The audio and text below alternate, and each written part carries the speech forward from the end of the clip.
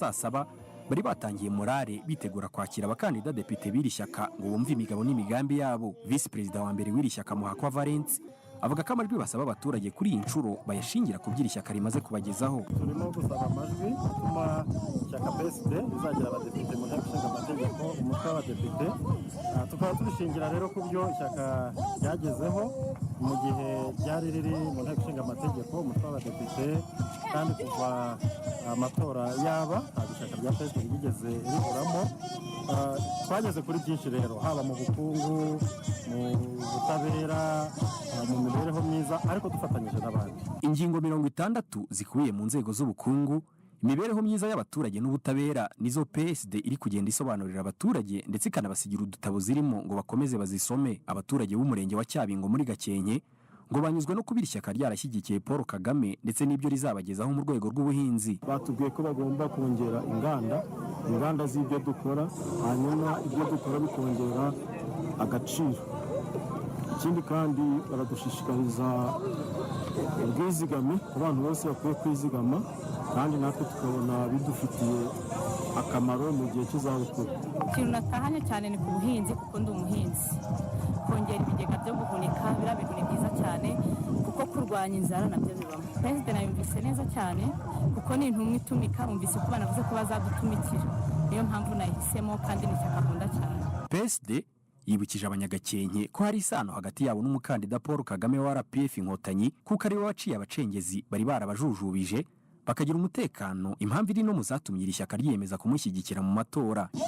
Niwe wabashije gushyiraho ingamba zo guhashya abacengezi barirukanwa, by'umwihariko mu karere ka Gakenke, ariko no mu gace k'imisozi miremire abacengezi bari biganjemo.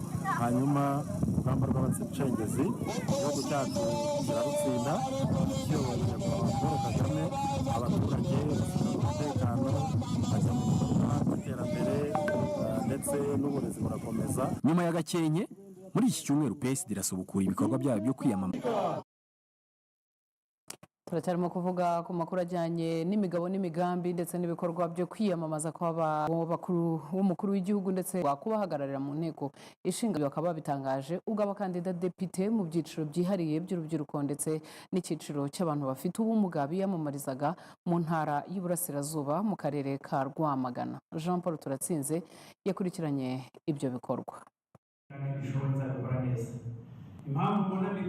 Imbere y'inteko itora igizwe n'abazatora abasaga 150 hano mu ntara y'Iburasirazuba, abakandida depite 13 barimo hari utowe akajya mu nteko y'ambi rusange bagiye bagaragaza nuko bazita ku mibereho y'abafite ubumuga mu bijyanye n'uburezi, ubuvuzi no kubashakira cyangwa se kubakorera ubuvugizi mu bijyanye n'insimburangingo n'inyunganirangingo, aho bamwe mu bafite ubumuga hari ibyo bifuza ko bazakorerwa mu gihe hari utowe akajya mu nteko ishinga amategeko. Ibibazo mu burezi, kuko dufite abana bafite ubumuga bwo kutubwira batabasha kubona uko bavurwa no kujya ku mashuri. Ikindi cya kabiri, dufite ibibazo mu buvuzi, kuko harimo abatabasha kuvuzwa neza kubera ubushobozi bw'ababyeyi babo. Yazadufasha kugira ngo imibereho y'abafite ubumuga izamuke cyane ku nsimburangingo n'inyunganirangingo. Ni ibintu bihenze abafite ubumuga, kandi abafite ubumuga abenshi ni abakene, nta kazi bagira. Hanyuma insimburangingo zikaba zaboneka ku rwego rwa mituweli. Ikindi nifuza ni uko atowe yazadufasha kudukorera ubuvugizi mu nteko ishinga amategeko, kugira ngo abafite ubumuga bagabanyirizwe ku misoro, kuko imisoro ntabwo umuntu udafite amaguru cyangwa se udafite ukuboko akwiye gusora nk'umuntu ushobora kwirukanka akajya kure. Ikindi ku bantu bafite ubumuga bw'uruhu, yazadufasha iryo tegeko wenda rikaba ryatorwa, hanyuma mu burezi abana bakajya bicazwa imbere, hanyuma bamara kwicazwa imbere bakanahabwa ibizamini mu nyuguti nini.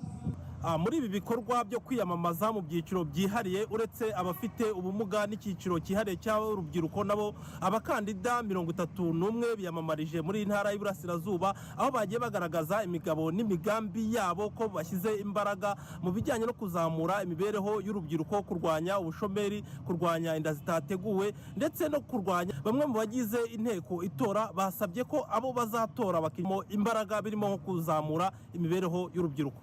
Icya mbere hari guhanga kongera imirimo mu rubyiruko, ubushomeri bukagabanuka mu rubyiruko, babahereza amahugurwa atandukanye ndetse n'ibi ngibi bazanye byo kongera ibigo byigisha ubumenyingiro by'imyuga bikamanuka bikava ku murenge ahubwo bikagera ku rwego rw'akagari, ku buryo urubyiruko rwose rwaba rutuye mu kagari, rwaba rwaracishije amashuri cyangwa rwashoje kwiga, narwo rwabona ahantu rujya kwihugurira. Nkatwe dufite ikibazo cy'ibijyanye no kuba urubyiruko rwabasha kwirinda indwara zinyura mu mibonano mpuzabitsina, kumenya gukoresha agakingirizo, bakumva ko gusaba agakingirizo ari ibintu bisanzwe. Ibyo biragoranye, twumva batuvuganira ndetse bikanaguka bikagera no mu midugudu no ku tugari, ku buryo urubyiruko tuzarumva ngo umudepite ariyo hejuru akamanuka no hasi, tukajya tubabwira ibibazo tuba dufite. Urubyiruko, amahugurwa, inama, inteko, bakabasha kwegera abaturage. Muri rusange muri intara y'Iburasirazuba abagize inteko itora mu bijyanye n'icyicaro cy'abafite ubumuga abazatora ni 151 mu gihe mu rubyiruko abazatora ari 63. Jean Paul Turatsinze, Televiziyo Rwanda, mu ntara y'Iburasirazuba. Tuve mu ntara y'Iburasirazuba tujye mu majyepfo aho abakandida depite mu cyiciro cy'abagore bageze kuri 60 bo mu ntara y'amajyepfo barimo guhatanira kwinjira mu nteko ishinga amategeko. Umutwe w'abadepite bagejeje imigabo n'imigambi yabo ku bagize inteko izabatora bo mu karere ka Gisagara. Abatorwa basabwe kujya bagaruka kumva ibitekerezo by'abaturage. Christine Ndacyayisenga arakomeza mu nkuru irambuye.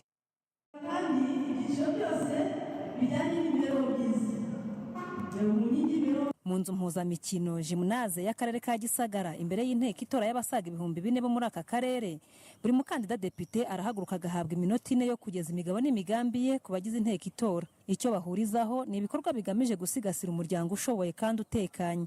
Abitabiriye kumva imigabo n'imigambi y'abagore bashaka kujya muri 30% y'abagore mu nteko ishinga amategeko umutwe w'abadepite bavuga ko banyuzwe n'imwe mu migabo n'imigambi bagejejweho, ariko kandi bagasaba bazatorwa kujya bagaruka bakumva ibitekerezo by'abaturage. Bano bantu bari mu nteko rero icyo twabatumye ni ukugaruka hasi nk'uko babivuze, bakaza bakabaza se ibyo mwadutumye byabagezeho, bakajya banakurikirana bakareba ko niba twabatumye ibyo twabatumye byakorwa atari ku magambo.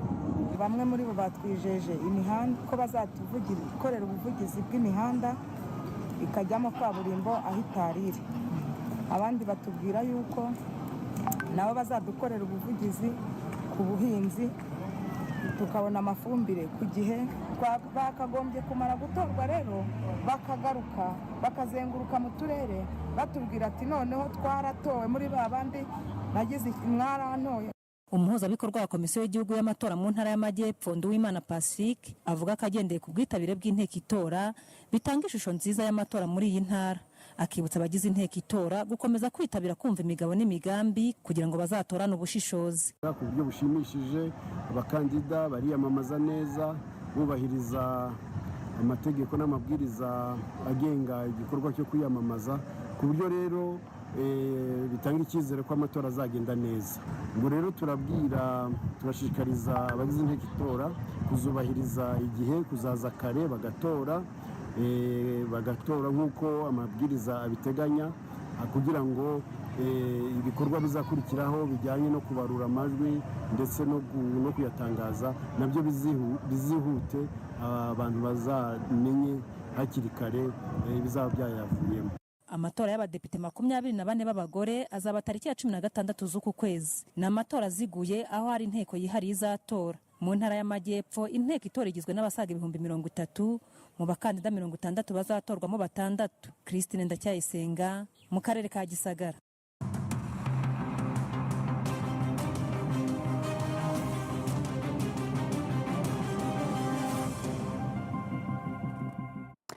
turacyari makuru ya televiziyo Rwanda, dukomereza amakuru ajyanye n'ubukungu, aho ikigo cy'imisoro n'amahoro cyatangaje ko imisoro yakusanijwe mu mwaka w'ingengo y'imari wa 2023-2024 ngo wazamutseho ku kigero cya 12% kuko amafaranga yakusanyije mu misoro ari miliyari zirenga 2. Ni imibare rero yatangajwe kuri uyu wa gatatu na komiseri mukuru wa Rwanda Revenue Authority Ronald Niwenshuti, akaba yagaragaje ko iki kigo gifite intego yo kugera ku rwego rwo guhaza ingengo y'imari ya leta ku kigero cya 54% azaturuka mu misoro muri uyu mwaka w'ingengo y'imari dutangiye. Ni inkuru irambuye twateguriwe na Adams Kwizera yafatanije na Joseph Mushimire. Ibi umuyobozi mukuru w'ikigo cy'igihugu cy'imisoro n'amahoro yabitangaje mu kiganiro n'itangazamakuru, aho yagaragaje ko mwaka w'imari wa 2023-2024 intego ikigo cyari cyarihaye yo gukusanya imisoro yagezweho ku kigero cya 99.3% ihwanye na miliyari 2,637 z'amafaranga y'u Rwanda, ari byo bishimangiriye inyongera ya 12%. Ni inyungu komiseri mukuru wa Rwanda Revenue Authority Ronald Niwenshuti avuga ko hanini yaturutse ku musaruro w'ikoreshwa ry'inyemezabuguzi zifashisha ikoranabuhanga zizwi nka EBM. Twabashije kwandika abasora tukava kuri 84,448 mu mwaka wa 2022-2023 tugera ku 117,631 bingana na 28% izamuka. Icyakora Ronald Niwenshuti, komiseri mukuru w'iki kigo cy'imisoro n'amahoro, agaragaza ko yari intambwe yo kwishimira ku byagezweho mu rwego rw'imisoreshereze mu myaka 30 ishize, aho yagaragaje ko kuva mu mwaka w'1998 iki kigo gishinzwe imisoro yakusanyijwe yavuye kuri miliyari 68 igera kuri miliyari 2,619 z'amafaranga y'u Rwanda, ndetse kuri ubu uru rwego rukaba rutanga umusanzu ungana na 51.2% by'ingengo y'imari yose ya leta. Uyu musoro si amafaranga gusa, ni n'ibikorwa bivamo. Iyo urebye iterambere ry'u Rwanda uyu munsi, aho tuvuga ko tubasha guhaza ingingo y'imari 54%, mu gihe tuzi neza yuko ingingo y'imari hari ibikorwa biba byakozwe, nk'abanyamakuru ndabizi ko mufite examples nyinshi cyane, ariko ibyo tuzi tunabona ni iterambere ry'ibikorwa tubona: imihanda, amashuri, amavuriro n'ibindi byinshi. Iyo ubirebye uyu munsi turimo gucelebratinga igikorwa cyiza cyane cyo kuba dufite stade ya mbere muri region cyangwa muri Afrika n'imisoro. Komiseri mukuru w'ikigo cy'imisoro n'amahoro kandi yagaragaje ko hakomeje kurebwa uburyo bwafasha abaturage kuba bagabanyirizwa imisoro batanga. Birimo gusuzuma kandi ngira ngo muzi gahunda ya leta yatangiye umwaka ushize, aho Perezida wa Repubulika yatanze umurongo hatangira gusuzuma uburyo imisoro yagabanywa, uhereye ku misoro y'ubutaka. Ngira ngo mwarayibonye yaragabanyijwe. Umusoro ku nyungu nawo muzi ko wavuye kuri 30% ukagera kuri 28%.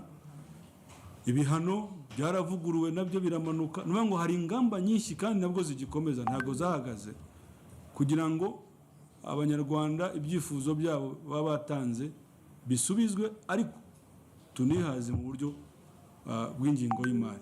Ikigo cy'igihugu cy'imisoro n'amahoro cyatangaje ko gifite intego yo kuzakusanya umusoro ungana na miliyari 361.2 z'amafaranga y'u Rwanda, uzawuhwanye na 54.3% by'ingengo y'imari yose, aho biteganyijwe ko umusoro ku musaruro mbumbe w'igihugu uzagera kuri 15.8% mu mwaka utaha wa 2024-2025. Adams Kwizera, televiziyo Rwanda, i Kigali. Tukiri mu makuru kandi dukeneye no kumenya uko umunsi w'ejo uzirirwa wifashe mu makuru tugezweho n'ikigo cy'igihugu icyiteganyagihe.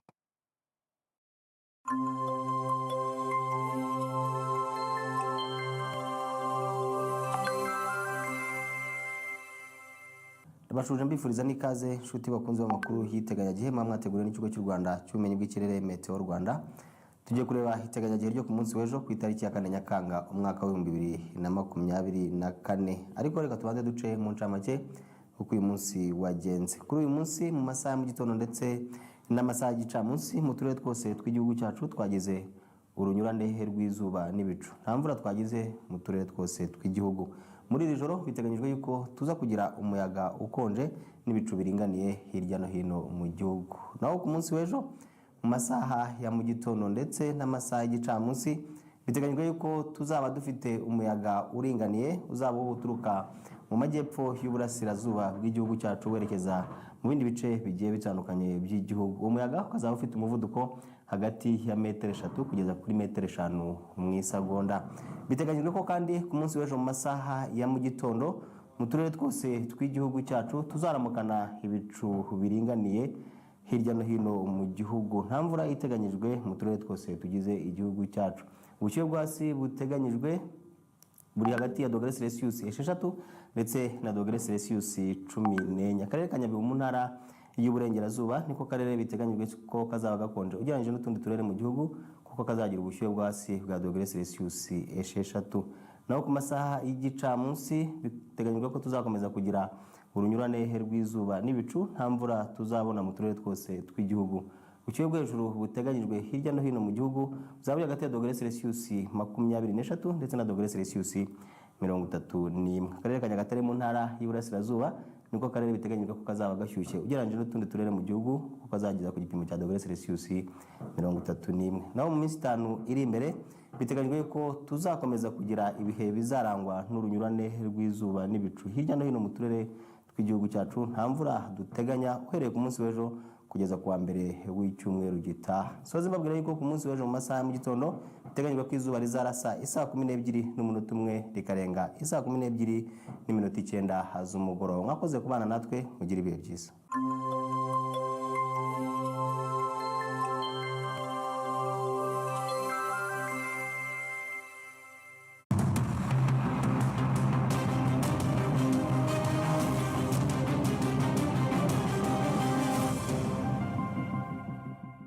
turimo kugenda twerekeza ku musozo w'amakuru yacu twabateguriye, gusa ntabwo twasoza tuterekeje amahanga, aho muri aya makuru yacu tubabwira ko mugenzi wacu Aime Bote Mushashi yaduteguriye icyegeranyo ku mugore waciye agahigo ku isi ko ku mupilote w'indege kandi adafite amaboko, aho akoresha ibirenge bye.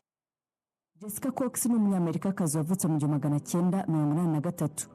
Yavukanye ubumuga bwo kutagira amaboko bitewe n'uburwayi yagize avuka bwitwa congenital disorder. Mama wa Jessica ari mu bamufashije ubwo yatangiraga kumujyana mu nzu ikorerwamo siporo afite imyaka 3. Ku myaka 6 amujyana kwiga amasomo yo kubyina, hanyuma ku myaka 10 atangira gukina umukino wa taekwondo. Nyuma yakoze ibijyanye no kwerekana imideri atangira kwiga koga. Jessica avuga ko yakuze abantu babona ko kuba yaravutse adafite amaboko ari inzitizi ikomeye ku buzima bwe, ariko ngo yaberetse ko bibeshyaga. Nakuze abantu babona ko kuba nta maboko mfite ntacyo nzabasha kwimarira, gusa nanjye naberetse ko ibyo batekereza atari byo. Imwe mu nzitizi Jessica Cox yahuye nayo akiri umwana ni ukwishyirira udushumi mu nkweto. But once my feet were inside the shoe, I knew that the regular method wouldn't work for me. Ubwo ibirenge byanjye byari mu nkweto, nabonye ko gufunga udushumi twazo bitari bukunde, hanyuma nkura ibirenge mu nkweto, mfata urukweto rumwe ndushyira imbere yanjye, inshyira udushumi hagati y'amano yanjye, ntangira kuzifunga, ndafunga, hanyuma ndazihambira zirakomera.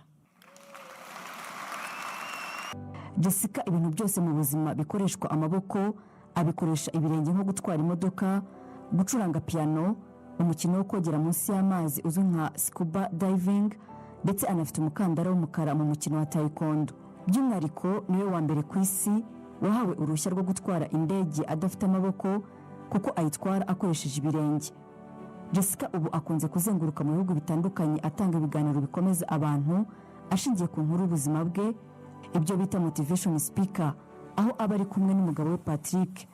Ndamutse mvuze Jessica mu magambo 3, navuga ko ari umuntu mwiza, umuntu wiringira ko byose bishoboka kandi udashobora guhagarikwa gukora icyo yiyemeje. Jessica ashimira umuryango we ko utigeze umuca intege, ndetse ngo hagize umuntu umuca intege amubwira ko atakora ikintu runaka ahubwo ngo agikorera icyo. Jessica yakuze abandi bana bari baturanye ndetse nabo biganaga bamuseka bikamubabaza. Ibi byaje gutuma iwabo bamushakira amaboko y'amakorano akoze muri plastique, akajya ajya ku ishuri ayambaye, gusa ngo ntigeze ayakunda. When I was 3 years old, I was brought to a hospital. ubwo nari mfite imyaka 3 iwacu banjyanye kwa muganga ngo banshyireho amaboko ya plastique kandi nari mfite ibirenge byanjye nari nsanzwe nkoresha ibintu byose ubwonko bwanjye bwakoranaga n'ibirenge byanjye cyane nk'uko bafite amaboko ubwonko bubafasha gukoresha amaboko gusa ubwo batangiye kunyigisha uko nzajya nkoresha amaboko ya plastique niga kuyarisha no gukora ibindi gusa byamfataga amasaha kugira ngo ndangize icyo ndimo gukora ubwo naribazaga nti kuki ngomba kwigishwa gukoresha amaboko ya plastique kandi nshoboye gukora ibintu n'ibirenge byanjye gusa byose byaterwaga n'abandebereraga bibwiraga ko bazi ibyiza binkwiriye bakumva ko ninkoresha amaboko ya plastique bizamfasha gukora neza ku isi. Jessica avuga ko ku myaka 14 aribwo yaretse ayo maboko ya plastique akajya akoresha ibirenge bye mu gukora ibintu byose. Muri 2004 nibwo Jessica yatangiye kwiga gutwara indege. Avuga ko ageze ku nzozi ze zo kuba umupilote ariko ko agifite izindi nzozi nyinshi agomba kugeraho. Akagira abantu inama kujya babona amahirwe mu nzitizi bahura nazo. Iyo nkuru itangaje ya Jessica itugejeje ku musozo w'amakuru twabateguriye kuri uyu mugoroba. Munyemerere mbashimire mwese mu izina rya ekipe ngari ya Televiziyo Rwanda yamfashije kubategura ndetse no kubagezaho aya makuru y'uyu mugoroba. Turabashimiye. Gahunda za Televiziyo Rwanda zirakomeje, mukomeze kunogerwa nazo.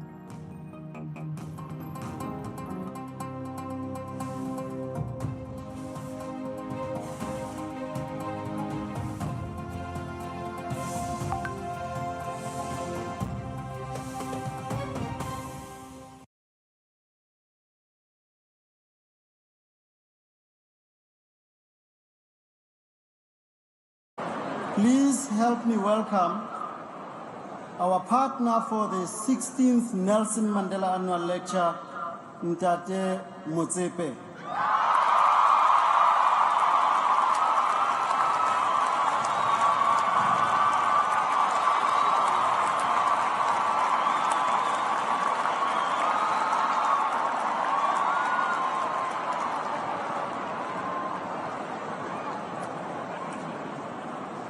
I guess at this point, you all know who I'm going to call. I haven't said anything. Please help me welcome the former president of the U.S., President Barack Obama.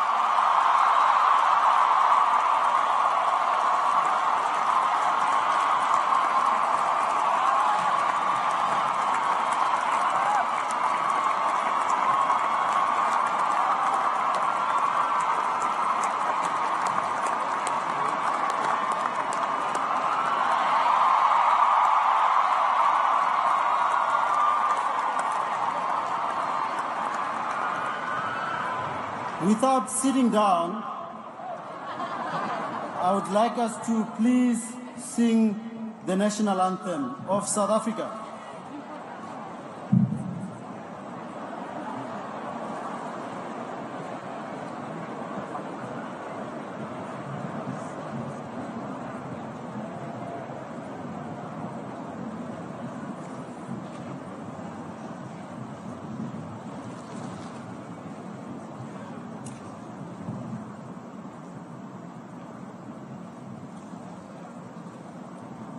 This will be rendered by the Soweto Gospel Choir.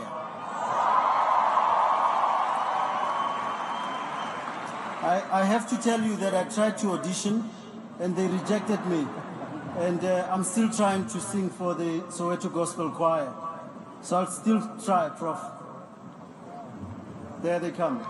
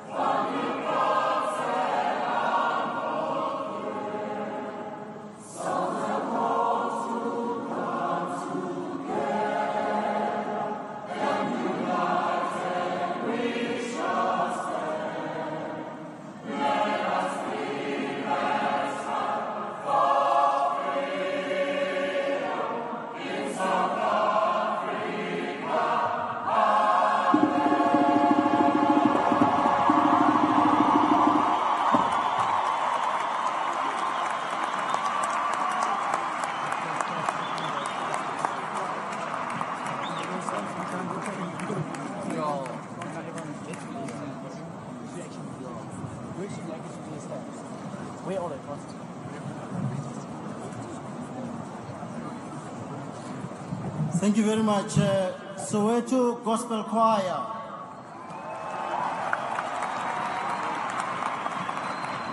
They will be back again later when they will be singing together with Kirk Wallam and Tandiswa Mazwai. So there will be a music tribute at the end. Now, I'd like you to please help me welcome someone actually who was so brave when she's surrounded by these men and they were trying to get hold of the Nelson Mandela Foundation, and she said, I will do it. And we are collaborating with them at the moment. And this young lady, she will be our program director for the day. Please help me welcome Busi Mkumbuzi.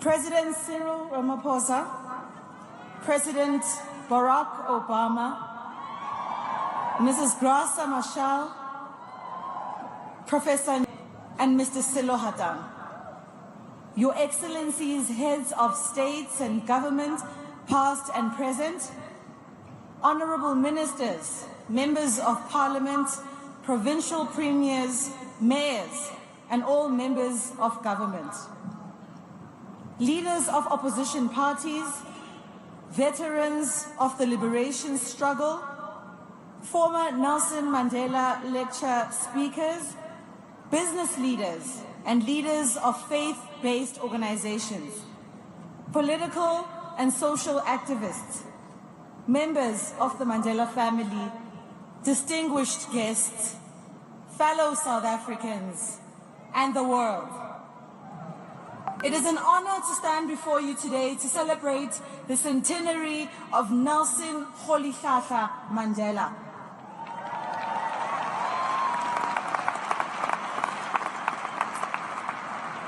Whom former President Barack Obama describes as more than a man, but as being a symbol of the struggle for justice, equality, and dignity in South Africa and all across the globe. 1994, the year of my birth, Madiba emerged as president of a democratic South Africa. From the onset, he was committed to turning a country torn apart by years of colonialism and apartheid into a full, where all South Africans are equal before the law. And yet, despite our notable progress, the situation right now in the world calls on us to reflect deeply. Global political trends portray a concerted assault against the democratic values that Mandela and his contemporaries espoused. All over the world, there is a resurgence of racial and class exclusivity, of nationalism, and the maintenance of gross inequality through corruption and systematic greed. Patriarchy persists at the peril of women and the LGBT community. We did not think that so far into democracy, so many people would again face the threats of losing their elemental rights, their freedom, and their dignity. This is therefore an auspicious occasion, ladies and gentlemen, to reflect on the principles and values that defined Mandela's life and legacy. Principles such as tolerance, inclusivity, reconciliation, and the rule of law. These principles underpin Madiba's legacy and can heal the world of its social ills. These principles also broke the political deadlock in the 90s, and I truly believe that they need to be invigorated in 2018.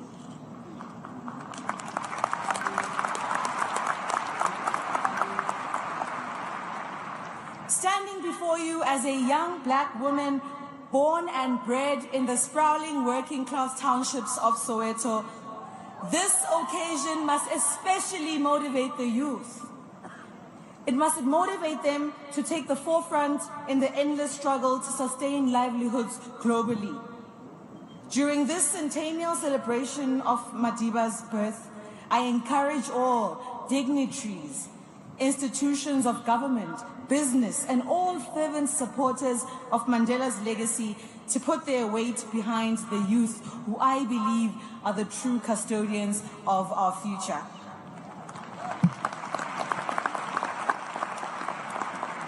With no further ado, ladies and gentlemen, to mark the opening of this special occasion, it is a great privilege to welcome the chairman of the Board of Trustees of the Nelson Mandela Foundation. He is an established scholar who has been a key figure in South African higher education, an author whose critical and creative writing have tackled the effects of apartheid on Black communities, protest, democracy, and reconciliation. Please give a resounding applause to Professor Njabulo Ndebele.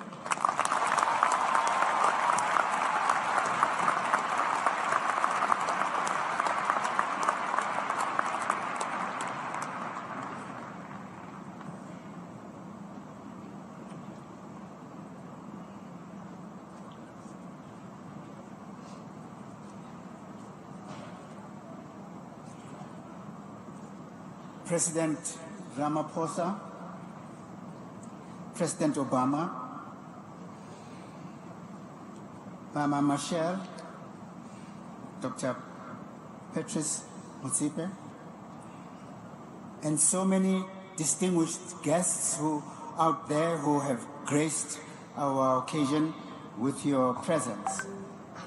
And ladies and gentlemen, all of you from far, on behalf of the trustees of the Nelson Mandela Foundation, I welcome you to this, the 16th Nelson Mandela Annual Lecture. Thank you for joining us in your numbers to remember Madiba on the eve of what would have been his 100th birthday, and for doing so by coming to listen to a lecture by an extraordinary leader, President Barack Obama.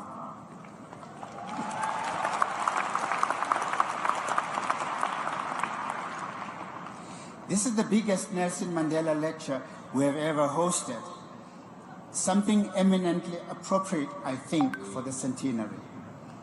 Our late trustee, the Venerable Ahmed Kathrada, never stopped demanding that we should hold the lecture in a stadium.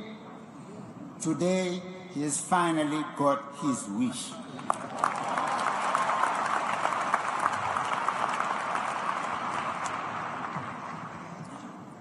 "28 years ago, with one hand clasped around the hand of Mama Winnie Madikizela Mandela, the other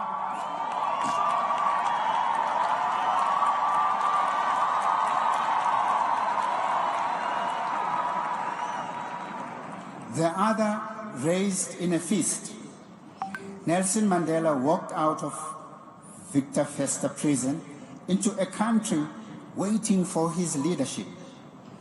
Would he, outside prison at last, continue to inspire as much as he had done when he was inside? In a racially polarized society where political friends and enemies were frighteningly easy to identify by skin color, few South Africans were aware just how Mandela's release represented a unique and unexpected ways the complex art of the possible.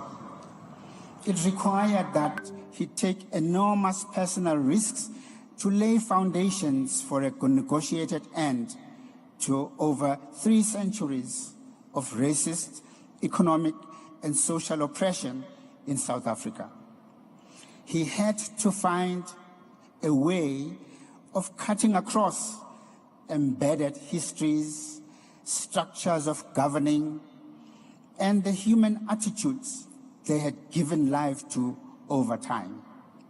He had to find a way for South Africans to begin to see one another differently.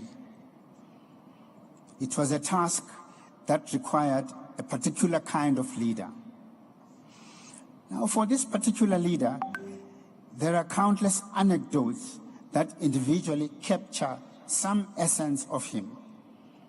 The anecdotes collected recently and published in one of our centenary publications, which bears the title, I Remember Nelson Mandela, makes for a most joyous read that I recommend. These anecdotes are told by many from various stations of life who worked for Madiba or for his organizations. But today I want to recall a personal all-time favorite anecdote of mine.